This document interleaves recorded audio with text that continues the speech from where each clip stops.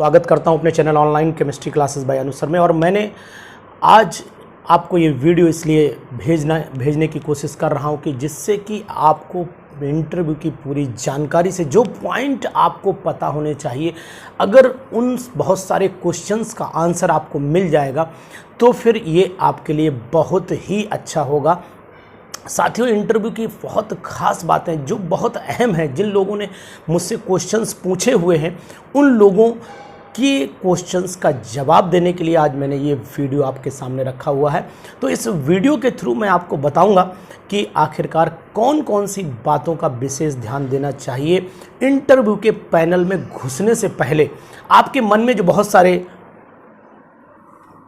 Questions आ रहे हैं उनका जवाब मैं आज आपको देने जा रहा हूं। बहुत सारे मेरे दोस्तों ने, मेरे साथियों ने, मेरे मित्रों ने, मेरे स्टूडेंट्स ने ये क्वेश्चन मुझसे पुटअप किया है कि सर, क्या हमें इंटरव्यू के अंदर जवाब इंग्लिश में देना चाहिए या हिंदी में देना चाहिए।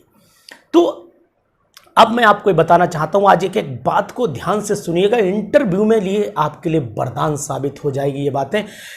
इंटरव्यू आप नहीं हारेंगे, इंटरव्यू में जीत के आएंगे, ये मेरा वादा है आपसे। अगर इन विशेष बातों का आप विशेष तरीके से जवाब देंगे तो आप कभी भी हार नहीं आएंगे, आप जीत करके आएंगे।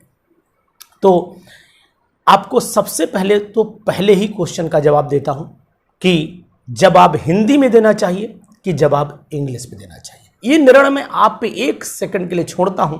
ये बताइए कि आपने जिस कॉलेज के लिए ये जगह, जिस मतलब वैकेंसी पे आपने अप्लाई किया हुआ है, वो वैकेंसी के जो कॉलेज हैं यूपी के अंदर, वो कॉलेज किस माध्यम से हैं। तो जवाब आपका आएगा कि सर 99.9% विद्यालय जो हैं वो हिंदी मीडियम के हैं, और वहाँ के बच्चों की जो पढ़ने की आदत होती है वो भी हिंदी मीडियम से ही होती है। अब हमारी बोलचाल की भाषा में अक्सर हम लोग बहुत सारे वर्ड कॉमन यूज़ कर लेते हैं। जैसे कि अगर मैंने बोला कि आज बच्चों हम आपको सॉलिड स्टेट पढ़ाएंगे, तो इसका मतलब क्या हुआ, हमने बाइलैंग्वेज यूज़ कर लिया, द्विभाषी बन गए हमने इंग्लिश में भी बात की, हमने बात हिंदी में भी की। आप इसको ऐसे भी बोल सकते हैं कि आज हम ठोस अवस्था के बारे में पढ़ेंगे।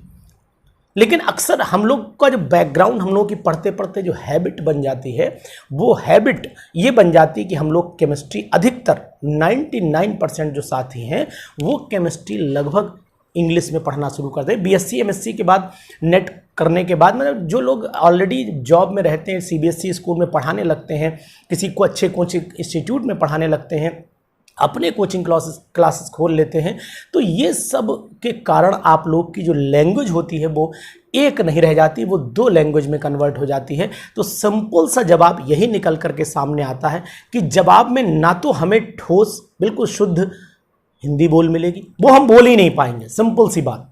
आप कहोगे नहीं साहब हम बोल लेंगे तो बहुत अच्छी बात है, लेकिन अगर साइंस के विद्यार्थी हो तो मुझे ये पूरा अनुमान है कि आप उस समय पूरे 100% हिंदी नहीं बोल सकते हैं, आपको इंग्लिश का यूज़ करना ही पड़ेगा, क्योंकि केमिस्ट्री के कुछ टर्म हैं जो इंग्लिश में ही समझ में आते हैं, हिंदी में समझने में थोड़ी परेशानी। मैंने ये कहता नहीं समझ सकते हैं, समझ सकते हैं, लेकिन थोड़ी परेशानी के साथ। तो मेरी आपको यही राय है कि जवाब आपको दोनों लैंग्वेज में मिलाकर के देना चाहिए। ओवरऑल कहने का तात्पर्य है कि अपनी बात को हम किसी भी तरीके से उनको समझा दें कि हम बच्चों को ऐसे तरीकों से भी समझा सकते हैं। इंटरव्यू का मतलब है कि वो ये जानना चाहते हैं कि आप जिस कॉलेज में जा रहे हैं, क्या उस कॉलेज में आप अपने बच्चों को संतुष्ट कर पाएंगे।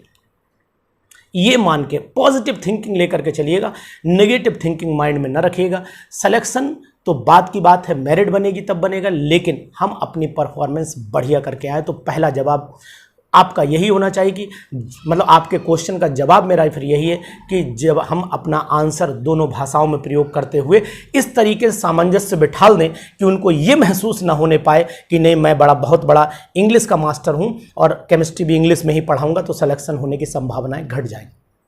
ठीक है ना। यानी कि आप 100% इंग्लिश पे ना चले जाइएगा, 100% हिंदी में ना चले जाइएगा, है ना। हिंदी में तो एक बार को जाएंगे तो हो सकता है ठीक है, लेकिन 100% इंग्लिश में ना जाइएगा, क्योंकि आप जा रहे हैं कि यूपी बोर्ड, है ना, हिंदी माध्यम के स्कूलों में अधिकतर पहुंचने की कोशिश आपकी, वहीं एक आध कोई हो जाता है तो वो अलग चीज़ है, अन्यथा आपको वहीं जाना है। अब वहाँ आप को दूसरा जवाब ये मेरे क्वेश्चन मेरे साथियों ने मुझसे पूछा हुआ है कि भैया ये बताइए कि सर हम लोग नेट क्वालिफाइड हैं, हम लोग गेट क्वालिफाइड हैं, तो क्या ये बात वहाँ बतानी चाहिए या नहीं बतानी चाहिए? ठीक है ना? तो इसका जवाब मैं आपको देता हूँ। आपको बहुत सिंपल वे में मैं बताता हूँ। क्या अपने ज्ञान को छुपाना अच्छी बात है? क्या अपने ज्ञान को सामने वाले को एक्सप्रेस न करना अच्छी बात है? तो आपका जवाब आएगा सर नहीं, हमें अपने ज्ञान, जो देखिए आपकी बॉडी लैंग्वेज आप छुपा नहीं पाएंगे। जो वहां बैठे हुए हैं वो आपका इंटरव्यू नहीं ले रहे हैं, वो आपसे पहले भी कई लोगों का इंटरव्यू पिछले 10-5 सालों से लेते हुए आ रहे हैं। इसका मतलब है कि आपकी बॉडी लैंग्वेज, आपके बोलने का तरीका, आप जिस एग्जाम को क्वालिफाई करके पहुंच रहे हैं उसका लेवल आपको ये बता देगा कि आपकी रेंज क्या है। उन लोगों को ये एक्सप्लेन कर देगा ऑटोमेटिक कि आप किस लेवल से आए हुए हैं, आपका स्टैंडर्ड क्या है। तो इसमें छुपाने वाली कौन सी बात है? हाँ देखिए, किसी इंसान ने कोई डिग्री ज़्यादा ले रखी है और वो उससे कम पे पढ़ाने में इंटरेस्टेड है, तो इसमें बुराई क्या है? अगर मैं पीएचडी होल्डर हूँ तो मुझे तो 12th के बच्चों को पढ़ाने में, मुझे तो उन लोगों को पढ़ाने में जो इससे रिलेटेड सब्जेक्ट है उसमें मज़ा आता है। मुझे डिग्री कॉलेज में पढ़ाने में मज़ा नहीं आता है, तो उसमें बुराई क्या है भाई? पढ़ना एक अलग शौक़ है, पढ़ाना एक अलग शौक़ है। मैंने बहुत से लोग ऐसे भी देखे हैं जो मात्र बीएससी किए हुए हैं लेकिन अच्छे अच्छे लोगों से बढ़िया पढ़ा के देते हैं। और बहुत से ऐसे लोग देखे हैं जो पीएचडी करे हैं, मतलब कोई डिग्री, ज्ञान का कोई उनके अंदर मतलब कमी नहीं है, ज्ञान फुल है, लेकिन एक्सप्रेस नहीं होता है, बच्चों के सामने नहीं आता। तो यहाँ पर क्योंकि examination is a type of art, teaching is also a type of art. Teaching भी अपने में एक कला है। आप कम पढ़े लिखे लेकिन अच्छा एक्सप्लेन कर सकते हैं, बच्चों को बढ़िया समझा सकते हैं। पॉसिबल है? आप बहुत विद्वान हैं और बच्चों को नहीं समझा पा रहे हैं, तो आपकी उस विद्वानता का कोई मतलब नहीं बनता। आप विद्वान हैं, इसमें कोई शक नहीं। तो मैं यहाँ पर सिर्फ, ना तो आपको कोई कमेंट कर रहा हूँ, मैं सिर्फ इतनी बात कहना चाह रहा हूँ कि अपनी बात को न छुपाएं तो बेटर है। जो आपके अंदर है नॉलेज उसको एक्सप्लेन करने की कोशिश करेंगे तो आपका ही फायदा होने वाला। क्योंकि वो लोग तो, अब ये बताइए कि मान लीजिए आपके अंदर, आपने जिस समय बोल रहे हैं अपने बढ़िया लैंग्वेज से, अरे आप जब अच्छी अच्छी कोचिंग इंस्टीट्यूशंस में आप अच्छा समझा रहे हैं, तो अगर हमारे देश के बच्चों को अच्छा समझा के जाएंगे तो ये तो मेरे देश का फ़ायदा है ना, मेरा अपना फ़ायदा है ना, मेरे आयोग का फ़ायदा है कि मैं टीचर कितने बढ़िया भेज रहा हूँ लोगों के लिए कि देखिए ऐसे टीचर भी हैं हमारे पास जो वाकई में जो बेचारे बच्चों को नॉलेज नहीं मिल रही है, नॉलेज देंगे। उन नौजवानों की ज़रूरत आज देश में है और आप उसको छुपाने की कोशिश कर रहे हैं। तो भाई मेरी तो राय नहीं है। अगर आपको कोई राय देता है तो अच्छी बात है, आप खुद ही अनुभवी लोग हैं। ऐसा तो नहीं आप में कोई कम अनुभव हो, कोई दूसरा इंटरव्यू देने जा रहा होगा, कोई तीसरा जा रहा होगा, कोई पहला जा रहा होगा, कोई चौथा जा रहा होगा। जा रहे होंगे लोग इंटरव्यू देने, उन्होंने भी दिए होंगे, उनका भी कुछ अनुभव होगा, वो भी अपना अनुभव उसमें शेयर कर देंगे, मिला देंगे, उनने भी कुछ सीखा होगा। तो अगर आप मेरी बात से सहमत होइएगा तो ज़रूर हाँ करिएगा, अदरवाइज़ आप खुद इतने अनुभवी हैं, कोई ऐसी दिक्कत वाली बात नहीं होनी चाहिए। एक बात तो ये कि अपनी क्वालिफ़िकेशन को छुपाना नहीं और एक्स्ट्रा क्वालिफ़िकेशन बताना नहीं। यानी कि जैसे कि आपने जो क्वालिफ़िकेशन वहाँ शो कर रखी है वो तो क्वालिफ़िकेशन ऑलरेडी उन्हें पता है, और अगर वो आपसे कोई क्वेश्चन पुटअप करते हैं, पहले तो आपको जाके वहाँ नहीं, ये अपने आप को गाना बजाना नहीं है, वो पूछते हैं कि भाई आपने बीएड कर रखा? यस सर बीएड कर रखा। आपने एमएससी कर रखा, ठीक है। अब आप खुद ना बोलें कि मैंने ये कर रखा वो कर रखा, तो फिर ऑपरेशन लंबा हो जाएगा, है ना। खुद ऊंची, मतलब कहने का मतलब खुद आग में ना कूदे। अगर आग तुम्हारे ऊपर गिरती है तो उसे बुझाने की कोशिश जरूर करें, ये बात ध्यान रखिए। मतलब मेरे वर्डों का मीनिंग आप समझ चुके होंगे। अगर वो लोग पहचान पाते हैं, पहचान लेते कि नहीं आपने जो क्वेश्चन का जवाब दिया ये तो जेआरएफ का क्वेश्चन है, क्या आपने जेआरएफ क्वालिफाई किया है, तो फिर छुपाने की ज़रूरत नहीं, अदरवाइज़ बताने की ज़रूरत नहीं, ठीक है ना। तो यहाँ पर मैंने आपको दोनों तरीके बता दिए कि अपनी नॉलेज, जैसे क्वेश्चन उन्होंने कोई अच्छा पूछ लिया, मान लीजिए क्वेश्चन स्पेक्ट्रोस्कोपी से 2 पूछ लिए, तो अब स्पेक्ट्रोस्कोपी जब आप एक्सप्लेन करेंगे तो हो सकता है आपसे पूछ लें कि क्या आप रिसर्च कर रहे हैं, तो आप बताएंगे सर यस पीएचडी हमारी हो गई है, कर रहे हैं, क्या है, क्या आपने इसमें पीएचडी लगाई हुई है, तो साहब नहीं लगाई है, अभी हो नहीं पाई, कंप्लीट नहीं हुई, तो या कंप्लीट हो गई है, उस समय जिस समय फॉर्म आया था नहीं लगा पाया। तो ये सब चीज़ें छुपाने वाली नहीं होती, जहाँ तक मुझे अनुमान, जहाँ तक मुझे आइडिया है वो मैं आपको शेयर कर रहा हूँ। एक बात, 2 क्वेश्चन का जवाब आप तक आ चुका है। अब तीसरा क्वेश्चन ये कि क्या आप किसी अच्छे स्कूल में, किसी कॉन्वेंट स्कूल में, एक मेरी किसी बहन ने मुझसे पूछा था कि सर क्या ये बताएं कि हमसे किसी ने कहा है कि आप ये मत बताइएगा जाकर के मैं किसी स्कूल में पढ़ाती हूँ। तो उसका मेरे पास फ़ोन आया, तो मैंने उनसे एक चीज़ ये पूछा कि हम टीचिंग ही लाइन में जा रहे हैं और टीचिंग ही करने जा रहे हैं और अनुभव भी मेरा टीचिंग में बढ़िया है, क्या मैं वहाँ ये चीज़ छुपा लूँ? अगर मैंने वहाँ ये चीज़ छुपा ली तो इसका मतलब है कि मेरे टीचिंग का जो अनुभव है वो बेकार चला जाएगा। और अगर मैंने उन्हें बात बता दी तो मेरे लिए ये प्लस पॉइंट होगा कि मैं ऑलरेडी टीचिंग में एक्सपर्ट हूँ, मैं टीचिंग कर लेता हूँ, मुझे टीचिंग करने का अनुभव है, तो इसका तो फ़ायदा 100% मिलना चाहिए। तो आप अपने अनुभव को किसी भी तरीके से छुपाने की कोशिश ना करें। अगर आपसे पूछा जाता है कि आप किसी स्कूल में पढ़ाते हैं, आपकी बॉडी लैंग्वेज सर ऐसी लग रही है कि जैसे आप किसी स्कूल में पढ़ा रहे हैं। मेरे शब्दों को सुनिएगा ध्यान से, जो पुटअप किए जाते हैं क्वेश्चन, सर आपकी बॉडी लैंग्वेज ये बता रही है कि आप किसी कॉलेज में पढ़ाते हैं। यस सर, पढ़ाता हूँ सर। अच्छा ये बताइए कि आप जब अपने कॉलेज में पढ़ाते हैं तो अपने बच्चों को लैब तो ले जाते होंगे ना? यस सर, ले जाते हैं। तो लैब में जब ले जाते हैं तो आप सिंपल सा ये बताइए कि अगर बच्चे प्रैक्टिकल कर रहे हो अचानक, और बच्चे 12th क्लास के होते हैं, थोड़े शैतान भी होते हैं, है ना, लैब में ले जा रहे हैं, किसी बच्चे के ऊपर धोखे से भी H2SO4 की बोतल पलट गई, गिर गई, जो क्वेश्चन पूछे जाते हैं वो मैं बता रहा हूँ आपको, गिर गई, क्या उपचार करेंगे? सबसे पहला, अब आप अपने संतुष्टि के हिसाब से जवाब देंगे कि सबसे पहले हम वाटर का प्रयोग करेंगे या NaOH डाल देंगे, क्या करेंगे ये आपको तो पता ही होना चाहिए। तो सिंपल जवाब टू द पॉइंट होना चाहिए कि हमें क्या करना चाहिए। मैंने जवाब भी दे दिया और रॉन्ग आंसर भी बता दिया कि क्या जवाब देंगे। अब आप समझदार हैं, यहाँ आपको बताने की ज़रूरत शायद नहीं होनी चाहिए। अब आपने देखा होगा, बोले सर आप लैब में जब जाते हैं देखते हैं बोतल में HNO3 बना करके रख देते हैं आप, तो HNO3 की बोतल ऊपर से ब्राउन ब्राउन लगने लगती है। सर ऐसा क्यों होता है, क्या कारण है इसके पीछे? चल रहा है प्रैक्टिकल पे क्वेश्चन, आपको पता भी नहीं लग रहा है कि यार थ्योरी चल रही है कि प्रैक्टिकल चल रहा है, वो अपना पूछ रहे हैं और आप बता रहे हैं। उन्होंने पूछ दिया कि सर NaOH की बोतल जो लैब में रखी रहती है, अगर बहुत दिनों तक रखी रहे तो इसकी बोतल के ऊपर किनारे टाइट हो जाते हैं, इसको बोतल को खोलने में सर दिक्कत आती है, तो ऐसा है क्यों? कौन सा फॉर्मेशन, क्या फॉर्मेशन हो जाता है, कौन सा कंपाउंड बन जाता है वहाँ पर, क्यों बोतल टाइट हो जाती है? रीज़न सर बताएंगे क्या? आप बता सकते हैं? या आपसे ही एक क्वेश्चन पूछ लिया गया कि ये बताइए कि ब्यूरेट की लीस्ट काउंट और मैक्सिमम ब्यूरेट की लीस्ट काउंट क्या होती है? अब आप सोच रहे हैं ब्यूरेट की लीस्ट काउंट क्या होती है। ये बताइए कि जो आप लैब में बैलेंस यूज़ करते हैं उसमें वेट राइट में रखे जाते हैं कि लेफ्ट में रखे जाते हैं, मटेरियल केमिकल किधर रखा जाता है? अब आप सोच रहे हैं। तो अगर आपको पता है तो जवाब परफेक्टनेस के साथ दीजिए, घबराने की आपको कोई आवश्यकता नहीं है, बिल्कुल कॉन्फिडेंस के साथ दीजिए। जैसे मैंने क्वेश्चन पूछे हैं, ये पुटअप किए जाते हैं क्वेश्चन। नाइट्रेट का रिंग टेस्ट बता दीजिए कैसे होता है। नाइट्रेट का रिंग टेस्ट तो बच्चों को कराया होगा ना आपने, तो कैसे कराते हैं नाइट्रेट का रिंग टेस्ट, क्या क्या मिलाते हैं उसमें, पहले कौन सा मिलाते हैं? ठीक, जो H2SO4 लैब में यूज़ होता है उसकी मोलैरिटी क्या होती है, नॉर्मेलिटी क्या होती है? नॉर्मेलिटी भी पूछ सकते हैं, अगर कोई टीचर नॉर्मेलिटी में इंटरेस्ट रखता है नॉर्मेलिटी से पूछ लेगा, नहीं मोलैरिटी से पूछ लेगा।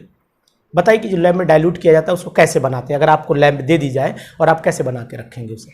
लैब में मान लीजिए केमिकल पुराना टीचर नहीं बना के गया था, अब आपको बनाना है। मान लीजिए 3 बोटल्स रखी हुई हैं, एक में जो है वो HCl है, एक में NaOH है ना, और एक में कोई और कंपाउंड BaCl2 रखा हुआ है। तीनों के लेबल छूट गए, बच्चों ने छुटा दिए।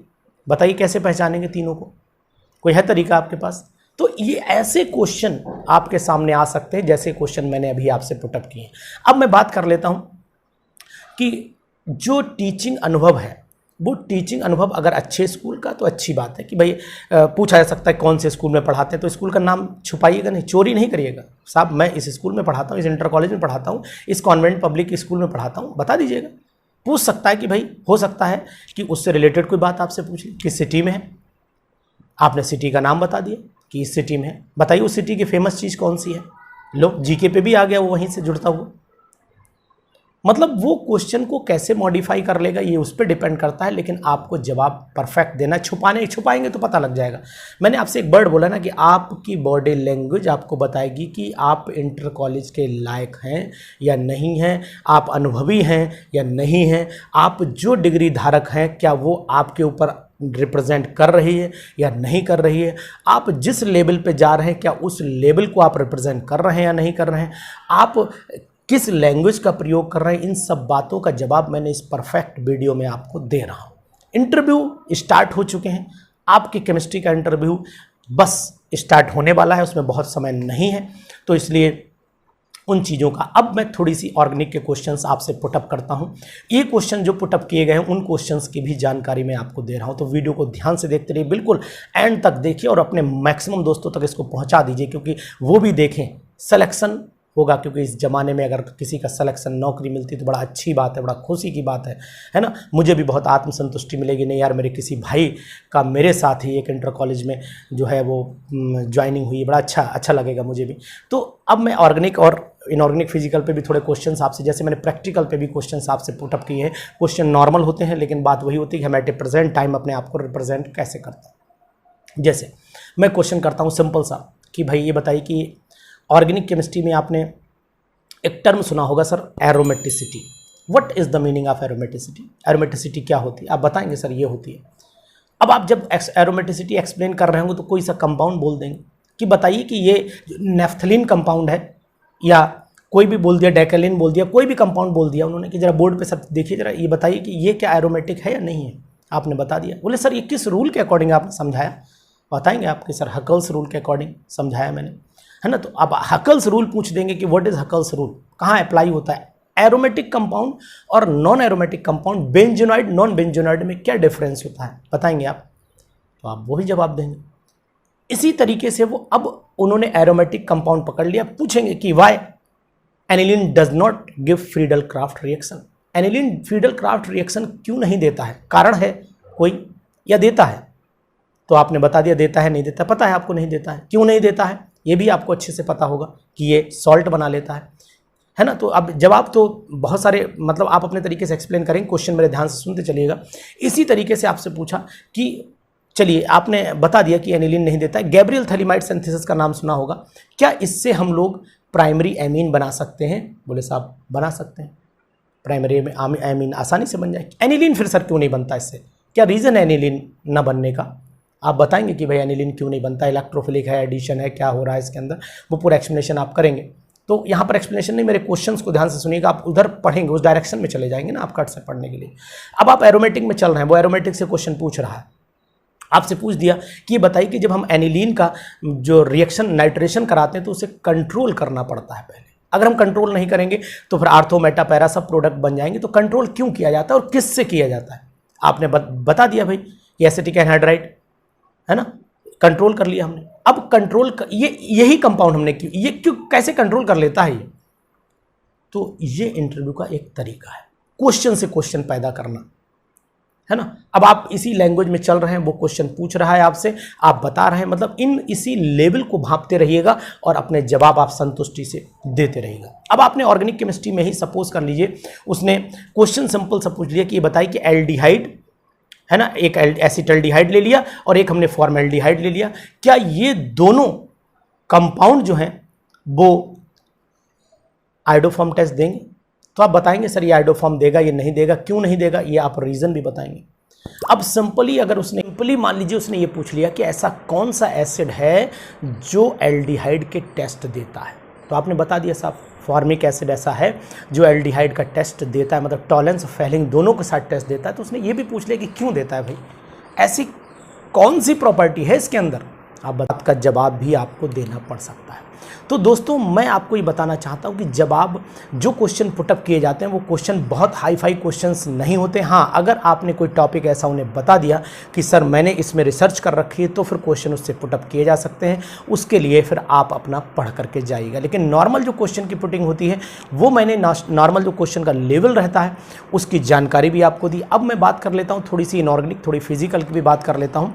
तो इनऑर्गेनिक केमिस्ट्री में आपको साथियों ये जरूर ध्यान रखना है कि आयनेशन एंथैल्पी के एक्सेप्शन, इलेक्ट्रोनेगेटिविटी के एक्सेप्शन, लैंथेनॉइड्स और एक्टिनॉइड में डिफरेंस, कौन रेडियो एक्टिव है कौन नॉन रेडियो एक्टिव है, किसका एटॉमिक रेडियस ज़्यादा हो जाता है और क्यों ये ट्रेंड वेरी करते हैं, इनके जितने भी एक्सेप्शंस हैं उनको याद रखिएगा। डिफरेंट कंपाउंड की प्रिपरेशन भी आपसे पूछी जा सकती है, जैसे माइक्रोकॉस्मिक साल्ट कैसे बनाया जाता है, कि जैसे Na2CO3 में कौन सा प्रोसेस यूज़ होता है ना। जिसी तरीके से अमोनिया में कौन सा प्रोसेस यूज़ होता है, मैन्युफैक्चर अगर करते हैं अमोनिया का तो कौन सा प्रोसेस यूज़ होगा। इसी तरीके से अमोनिया की मैन्युफैक्चर में जो टेम्परेचर होता है 750 टेम्परेचर, और आप कह रहे हैं कि हमें टेम्परेचर लो करना है, क्यों करना है, इसकी लीच एटेलियर कंडीशंस क्या है, फेवरेबल कंडीशंस क्या है, उन क्वेश्चंस का जवाब भी आपको आना चाहिए। कॉन्टैक्ट प्रोसेस का नाम कॉन्टैक्ट प्रोसेस क्यों रखा गया, ऐसी क्या चीज़ है इसके अंदर की कॉन्टैक्ट प्रोसेस का नाम रख दिया गया। H2SO4 को बनाने की फेवरेबल कंडीशंस क्या होती हैं, ओलियम का फार्मूला बता दीजिए, कैरोज एसिड का फार्मूला बता दीजिए, मार्शल एसिड का फार्मूला बता दीजिए। आपने बता दिया तो पूछेंगे इसकी ऑक्सीडेशन स्टेट सल्फर की निकाल के दिखा दीजिए। तो आप इस तरीके से क्वेश्चन लिंक करते चले जाएंगे आपसे, है ना। क्वेश्चन में आपसे कुछ ऐसी चीज़ें भी आपको पता रहनी चाहिए जो एट रैंडम आपके मुंह से निकले तो एकदम 100% सही जानी चाहिए।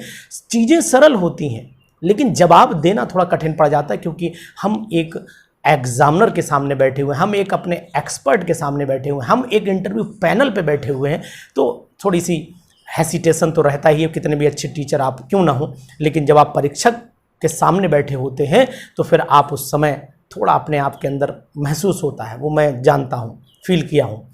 तो इसलिए, लेकिन हाँ एक बात भी पक्की है कि ये फील 2 ही 4 मिनट होता है। अगर आपने उनके अंदर कॉन्फिडेंस पैदा कर दिया कि मैं जवाब दे सकता हूं, तो फिर आप और उनमें बहुत बड़ा अंतर नहीं रहेगा। फिर आप भी हंसते हुए जवाब देंगे और वो भी हंसते हुए क्वेश्चन पूछेंगे। मज़ा आता है इंटरव्यू के अंदर, ये मज़ा मैंने लिया है, इसलिए मैं बता रहा हूँ कि इंटरव्यू में जब घुसिए तो अपने 2 4 5 मिनट बढ़िया करके रिप्रेजेंटेशन दीजिए, वो लोग खुद आपसे बड़ा अच्छे से बात करने लगे। आप वो समझ जाएंगे कि बंदा नॉलेजफुल है, इसका सिलेक्शन इसका मतलब होना है, तो मतलब इसका नॉलेज में कमी नहीं है, इससे क्वेश्चन पूछ रहा है, जवाब कॉन्फिडेंस से दे रहा है, क्या बात है। तो ये चीज़ें ध्यान रखिएगा। फिजिकल केमिस्ट्री में जब घुसिएगा, अच्छा इनऑर्गेनिक में एक चीज़ और ध्यान रखना कि इनऑर्गेनिक में एक तो मेटलर्जी का इलिंघम डायग्राम से जुड़ा हुआ क्वेश्चंस भी ध्यान में रखिएगा। मेटलर्जी में कहाँ ब्लास्ट फर्नेस में कितना टेम्परेचर चाहिए होता है, सेल्फ रिडक्शन कहाँ होता है, कॉपर में जो बबल्स बन जाते हैं, जब कॉपर मैटी बनती है उसके अंदर जो बबल्स बन जाते हैं वो क्यों बन जाते हैं, इस तरीके से, है ना। या फिर दूसरा और बता दें, इससे कॉपर कैसे मिलेगा, इससे जिंक कैसे मिलेगा, इससे आयरन कैसे मिलेगा, ये सब चीज़ें आपको पता होनी। गैल्वेनाइजेशन किसे कहते हैं, ये सब टर्म आपको पता रहने चाहिए, छोटे छोटे टर्म है ना, पता रहने चाहिए। उसके बाद बहुत, अब आप जानकार हैं, बहुत ज़्यादा डिटेल नहीं, लेकिन मैंने एक पैटर्न आपको बता दिया। आज इस वीडियो का मेन पर्पस सिर्फ यही था कि हमारा लैंग्वेज, किस लैंग्वेज का प्रयोग करना चाहिए, ये जो हमारे पास शिक्षा है, जो ज्ञान है, उसे छुपाना चाहिए या नहीं छुपाना चाहिए, हम कहीं पढ़ाते हैं ये हमें बताना चाहिए कि नहीं बताना चाहिए, इन सब बातों को फोकस करते हुए मैंने ये वीडियो तैयार की थी। इसलिए आप इस वीडियो को जरूर अपने दोस्तों तक पहुँचाइएगा। अब हम थोड़ी सी बात फिजिकल पे भी करके हुए जाएंगे आपसे। फिजिकल केमिस्ट्री में आप थोड़ा सा देखिए, अगर आपने ऑर्गेनिक को ध्यान दिया है तो ऑर्गेनिक में आप हेटेरोसाइक्लिक कंपाउंड, है ना, उनको ध्यान में रखिएगा। इसी तरीके से जो हेटेरोसाइक्लिक कंपाउंड के बाद डाइस को थोड़ा सा पढ़ के जाइएगा, थोड़ा सा जरूर पढ़िएगा इसको। ड्रग्स के बारे में थोड़ी सी जानकारी जुटा करके जाइएगा ऑर्गेनिक केमिस्ट्री में। ये सब चीज़ें आप एक बार रिवाइज, मतलब in the sense normal way में पढ़ लीजिएगा। कोई बहुत ज़्यादा इस पर नहीं कि आप रिटर्न देने जा रहे हैं, पढ़ लीजिएगा, टच में रहें, आपके पता, आपको कम से कम वर्ड तो पता ही रहे कि भाई अगर अचानक कोई इंसान कोई कंपाउंड के बारे में पूछ ले तो ये पता रहे ना किस सीरीज से आ रहा है, पॉलीन्यूक्लियर कंपाउंड से आ रहा है, एरोमेटिक से आ रहा है, हेटेरोसाइक्लिक से आ रहा है, कि ड्रग्स से आ रहा है, कि डाइस से आ रहा है, स्पेक्ट्रोस्कोपी से आ रहा है, ये टर्म आखिरकार आ कहाँ से रहा है, ग्रिग्नार्ड एजेंट से आ रहा है, मतलब टर्मिनोलॉजी तो पता रहे कम से कम, अब बेइज्जती तो ना होने पाए वहाँ पर, है ना। इतना MSc करने के बाद, अच्छी खाली क्वालिफिकेशन लेने के बाद फिर हमारा वहाँ थोड़ा सा अच्छा नहीं लगता ना ये चीज़ें, और कोई बात नहीं।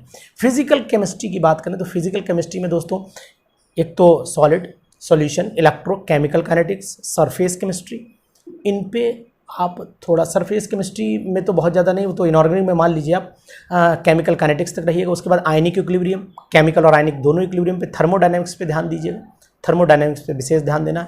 उधर आप स्ट्रक्चर ऑफ एटम को मान लीजिएगा थोड़ा सा, है ना। ये सब चैप्टर जो हैं आप थोड़ा पॉइंट ऑफ व्यू से रीड। स्ट्रक्चर ऑफ एटम पे बहुत ज़्यादा क्वेश्चन कोई नहीं पूछता, लेकिन जो केमिकल काइनेटिक्स है उसमें ऑर्डर ऑफ रिएक्शन पे क्वेश्चन बहुत पुटअप किए जाते हैं। इलेक्ट्रोकेमिस्ट्री में जो सेल होता है, कैथोड एनोड, कहाँ से इलेक्ट्रॉन जाता है, माइग्रेशन कहाँ से कहाँ होता है, ये सब चीज़ें आपसे पूछी जा सकती हैं। रस्टिंग जब होती है तो सेल कैसे बन जाता है, कौन कैथोड बन जाता है, कौन एनोड बन जाता है, और कोई भी सेल पूछ लिया इसमें कौन इलेक्ट्रोड है, कौन एनोड है, कौन कैथोड है, जो सॉल्यूशन लिया गया, इलेक्ट्रोलाइट लिया गया, उसकी कंसंट्रेशन क्या यूज़ की गई है, ये सब क्वेश्चन आपसे पुटअप किए जा सकते हैं। या आप चले जाइए सिंपल सा सॉलिड स्टेट में चले जाइए, तो ब्रेविस लेटिस में कोई एक बोल दिया कि बताइए टेट्रागोनल की डिस्टेंस, एक्सियल डिस्टेंस क्या होगी, एक्सियल एंगल्स क्या होंगे, ये आपसे पुटअप कर लिया गया। या सिंपल आपसे पूछ लिया गया कि कंपाउंड है क्या, ये शॉर्ट की डिफेक्ट शो करेगा, शॉर्ट की डिफेक्ट होता क्या, फ्रैंकल से कैसे डिफर करेगा, फ्रैंकल को डिसलोकेशन डिफेक्ट क्यों बोलते हैं, ये डोपिंग कौन सा टर्म है, डोपिंग कहाँ से आया, इस तरीके के क्वेश्चन याद रखिएगा। तो मतलब क्वेश्चन का लेवल बहुत हाई फाई नहीं होता, लेकिन क्वेश्चन एक क्वेश्चन से जुड़ा चलता है। आप एट रैंडम उतना अच्छा जवाब दे पाते हैं नहीं दे पाते हैं, इस तरीके से। ये दोनों मैंने टॉपिक आपसे डिस्कशन कर लिए। इलेक्ट्रोकेमिस्ट्री मैंने आपको बता दिया कि लगभग इलेक्ट्रोड पोटेंशियल पे थोड़ा सा ध्यान जरूर रखिएगा, और जीटा पोटेंशियल जो पढ़ते हैं आप उसको सरफेस केमिस्ट्री में जाके पढ़ते हैं, तो जीटा पोटेंशियल, इलेक्ट्रोकाइनेटिक पोटेंशियल, कोलॉइडियन किसे कहते हैं इस बात का ध्यान रखिए। कोलॉइडल सोल्यूशन की बात नहीं कर रहा हूँ, कोलॉइडियन किसे कहते हैं ध्यान रखिएगा। ये हार्डी-सुल्ज़े प्रिंसिपल क्या होता है, ये कोगुलेशन होता कैसे, ये सब बातों पर भी आप विशेष तौर से ध्यान रखिएगा। अब यहाँ पर इनऑर्गेनिक ऑर्गेनिक फिजिकल अलग नहीं कर रहा हूँ, मतलब जो क्वेश्चन मेरे माइंड में सेटअप में चल रहा है कि मैं ये बच्चों को, लोगों को, साथियों को बता दूं, तो मैं जरूर छोड़ के नहीं जा रहा हूं, बिल्कुल बता करके जा रहा हूं। तो इन क्वेश्चंस को आप जरूर पढ़ते रहिएगा। जैसे कि अगर मान लीजिए कि आयनिक इक्विलिब्रियम में पहुंचे तो ये बताइए कि भाई सॉल्ट हाइड्रोलिसिस होती है, बोले साहब होती है। वीक एसिड वीक बेस की सॉल्ट हाइड्रोलिसिस का फार्मूला जरा बता दीजिए, स्ट्रॉन्ग का फार्मूला जरा बताइए, होता है नहीं होता है, बन पाएगा फार्मूला, पढ़ा है आपने, आप बताएंगे साहब पढ़ा है या नहीं पढ़ा है, बनता है या नहीं बनता है, जवाब आपके पास होगा, ऑलरेडी होगा, है ना। सॉल्युबिलिटी क्या होती है बताएंगे आप, सॉल्युबिलिटी क्या होती है। केएसपी की वैल्यू जो होती है वो, अगर जैसे केएसपी की वैल्यू दे रखी है, क्यू की वैल्यू दे रखी है, क्वेश्चन दे रखा है, बताइए प्रेसिपिटेशन होगा नहीं होगा, पता रहना चाहिए। पीएच वैल्यू एक सॉल्यूशन की दे रखी है, बताइए इसकी पीएच वैल्यू ये है, ये एसिडिक होगा, बेसिक आपने फट से बता दिया एसिडिक होगा, उन्हें तुरंत दाग दिया क्वेश्चन की 10⁻⁸ मोल पर लीटर का NaOH का सॉल्यूशन है, बताइए पीएच कितनी होगी। HCl नहीं है, HCl बार सबको रटा होता है, NaOH पूछ दिया, अब एक्वा सॉल्यूशन NaOH का है, बताइए आंसर, समझ जाएंगे आप आंसर कहाँ होगा। तो ये सब चीज़ें, ये क्वेश्चन एक दूसरे से लिंक करेंगे। कभी कभी हमने तो देखा कि कभी कभी पीएच की वैल्यू, डेफिनेशन पूछ ली, what is the definition of pH, अब आप अपने तरीके से एक्सप्लेन कर रहे हैं, लेकिन जो एग्जैक्ट डेफिनेशन है वो आपको भी पता होगी, बहुत सिंपल है, कोई दिक्कत वाली बात नहीं है ना। तो अपने अपने ढंग से, अब वहाँ वो किस भाषा में सुनना चाह रहा है ये तो आपको नहीं पता भाई, वो जो बैठा हुआ एक्सपर्ट है वो केमिस्ट्री का है, तो वो केमिस्ट्री की किस भाषा में आपसे आंसर लेना चाह रहा है, ये भी एक पॉजिटिव फैक्ट होता है, वो तो आप नहीं पहचान पाएंगे।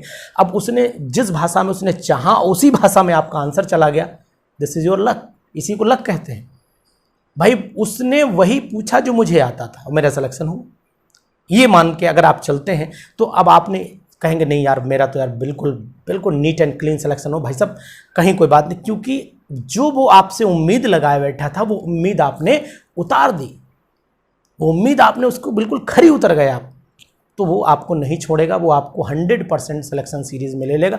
अपने कलम से तो नहीं छोड़ेगा, अपने कलम से तो अच्छे नंबर देगा, बाकी मेरिट जो बनती है, आप कहाँ गिर रहे हैं मेरिट में वो एक अलग चीज़ है, क्योंकि वहाँ जो 3-4 लोग बैठे होते हैं उन 3-4 में से भाई हर कोई अपने अपना नंबर देता है, सबका सम निकाला जाता है और सम निकालने के बाद टोटल बनता है। इसलिए आपने देखा होगा जो मेरिट बनती है वो डेसिमल के 4 प्लेस तक ले जाते हैं, जिससे कोई ये ना कहने पाए कि अगर ये नंबर होता भाई साहब, अगर एक बार और कैलकुलेशन कर लेते तो मैं ऊपर चला जाता। तो ये नियम बना दिया कि भाई 4 कैलकुलेशन तक आंसर हम निकालेंगे और 4 में जो आ जाएगा उसी को लिया जाएगा। तो दोस्तों ये मैंने वीडियो आपको ज़रूर पहुँचाइए और इसी जानकारी के लिए पहुंचाइए किस भाषा में जवाब देना चाहिए, कहाँ पढ़ाते हैं कहाँ नहीं पढ़ाते हैं, छुपाना चाहिए नहीं छुपाना चाहिए, कौन सी जानकारी बतानी है कौन सी जानकारी छुपानी है, ये मैंने सब आपको बता दिया है इस वीडियो में। तो आप ज़रूर इस वीडियो को अपने दोस्तों को शेयर कर दीजिए, क्योंकि जो हमारे 629 बच्चे इंटरव्यू देने जा रहे हैं, मेरे साथी जा रहे हैं, तो बच्चे तो नहीं बोल सकता यार क्योंकि वो मेरे सब साथी मित्र हैं, जो देने जा रहे हैं वो सफल सब तो नहीं हो पाएंगे, ये तो पक्की बात है, ये तो आप भी जान रहे हैं कि सीटें जितनी उतने ही लोग लिए जाएंगे, तो इसमें मैं कह दूं नहीं सब सफल हो जाएंगे, लेकिन हाँ इसमें कौन इस लड़ाई को जीत करके आएगा और कौन इस लड़ाई को हार करके आएगा, ये वो इंटरव्यू से निकलने के बाद ही बता देगा कि नहीं, आज मेरी जंग में जीत हुई है, आज मैं जीत करके आया हूं। अगर उसका अंदर का कॉन्फिडेंस गवाही दे जाएगा ना, तो जीत उसकी पक्की है। कॉन्फिडेंस मत हारिएगा। सामने वाला कितना भी परफेक्ट हो, लेकिन अपने को उससे होशियार मानना, कमज़ोर मत मानना, क्योंकि कमज़ोर मानोगे तो बोल नहीं पाओगे और होशियार मानोगे तो जवाब दोगे। जवाब गलत होगा सही होगा, ये डिसीजन आपका नहीं है, डिसीजन उधर का है। तो जवाब आपको बढ़िया से देना है, जवाब आपको फुल कॉन्फिडेंस से देना है, जवाब आपको ऐसा देना है जो वो सोच रहे हों। इसी को कहते हैं साइकोलॉजी। क्या वो जवाब चाह रहे हैं, किस भाषा में पूछना चाह रहे हैं, जिस भाषा में वो आपसे क्वेश्चन पूछें उसी भाषा में जवाब देना, यही आपके लिए पॉजिटिव पॉइंट बन जाएगा। अगर पूछा उन्होंने कि what is the formula of benzoic acid, मैंने एक सिंपल सा क्वेश्चन बोला, what is the formula of benzoic acid, अगर उन्होंने पूछा तो the formula of benzoic acid is C6H5COOH। अगर उन्होंने पूछा कि ये ठोस अवस्था क्या होती है, तो आप बताएंगे कि ठोस अवस्था में क्या होता है। वो आपको डेफिनेशन पता होनी चाहिए कि भाई वो इसका जो आयतन है और उसका जो शेप संरचना है वो भी निश्चित रहनी चाहिए, है ना। तो ये आप बताएंगे। और उन्होंने पूछा व्हाट इज सॉलिड, तो आप उसी तरीके जब solid is that state of matter in which particles are closely packed in such a way that, एक सिंपल सी बात है, मैंने बोल दिया, in such a way that they have definite, है ना, definite volume and definite shape. तो जिस भाषा में उधर से क्वेश्चन दागा जाए उसी भाषा में इधर से फायर होना चाहिए, तभी मजा आएगा इंटरव्यू में। अदरवाइज आप अगर ये रहेंगे नहीं मैं शुद्ध हिंदी बोल के इंटरव्यू निकाल लूँगा, या मैं शुद्ध इंग्लिश बोल के इंटरव्यू निकाल लूँगा, या अपनी ज़्यादा विद्वानता शो कर दूंगा, यहाँ कम विद्वानता शो करूँगा, मैं ज़्यादा हूँ लेकिन कम शो करूँगा, ये सब बातें बेवकूफ़ी के, कोई मतलब नहीं बनता इन चीज़ों का। आप जो हैं, जो आप अपने आप में हैं, बस उतना ही रिप्रेजेंट करिएगा। This is the perfect way for the selection. यही एक अच्छा रास्ता है सिलेक्शन का। बाकी लोगों की फितरत भड़काने की है, लोगों की फितरत आपको इन्फीरियरिटी कॉम्प्लेक्स दिखाने की है। लोग आपसे हजारों ऐसे ही मिलेंगे जो आपसे कहेंगे नहीं वहाँ ऐसा कर देना तो ऐसा हो जाएगा, ऐसा कर देना तो ऐसा हो जाएगा। मैं तो 4 साल से इंटरव्यू दे रहा हूँ, मेरा नहीं हो पाया क्योंकि मेरे पास ये चीज़ नहीं थी कि वहाँ मैं ये व्यवस्था कर लेता। तो इन सब बातों पर अगर ध्यान देंगे, देखिए मैं आपको बताऊँ, अगर ज़िंदगी में जीतना है, बहुत स्पष्ट शब्दों में बोल रहा हूँ, अगर जिंदगी में आपको जीतना है तो हमेशा उस इंसान से मिलिए जो जीत करके आया हो, वो आपको सही रास्ता आपको दिखाएगा। जो हार रहा है वो डिमोरलाइज हो जाता है। इसीलिए देखिए, कारण कोई भी हो, मैं नहीं कहता कि हारा हुआ इंसान भी बहुत उम्मीद रखता है, बहुत पावरफुल होता है, बहुत पेशेंस होता है, लेकिन वो आपका अगर कॉन्फिडेंस गिराता है तो ये गलत बात है। वो हारे ना वो जीत जाए, यही मैं उम्मीद रखता हूं। लेकिन अगर वो नेगेटिविटी आपके अंदर डेवलप करता है तो वो एक अच्छा इंसान नहीं। इसलिए नेगेटिव लोगों से दूर रहिए, पॉजिटिव लोगों के साथ रहिए। इंटरव्यू एक कॉन्फिडेंस का मैटर है। इंटरव्यू नॉलेज के साथ में आपका कॉन्फिडेंस चेक करता है। इंटरव्यू नॉलेज के साथ में आपकी बॉडी लैंग्वेज चेक करता है। इंटरव्यू आपकी नॉलेज के साथ में आपकी परफेक्टनेस चेक करता है। इंटरव्यू आपके नॉलेज के साथ में ये भी चेक कर लेता है कि वाकई में आप एक शिक्षक बनने लायक हैं या नहीं है। ये सब बातें आप में होंगी तो सिलेक्शन आपका जरूर होगा। तो दोस्तों, कैसी लगी वीडियो, कैसी लगी जानकारी, इसको ज़रूर अपने दोस्तों तक शेयर करिए। और फिर मिलूँगा आपके नए समाचार के साथ, नए फ़ोन के साथ, नए मैटर के साथ कि सर मैं इसलिए कॉल कर रहा हूँ कि मेरा सिलेक्शन हुआ है। नमस्कार।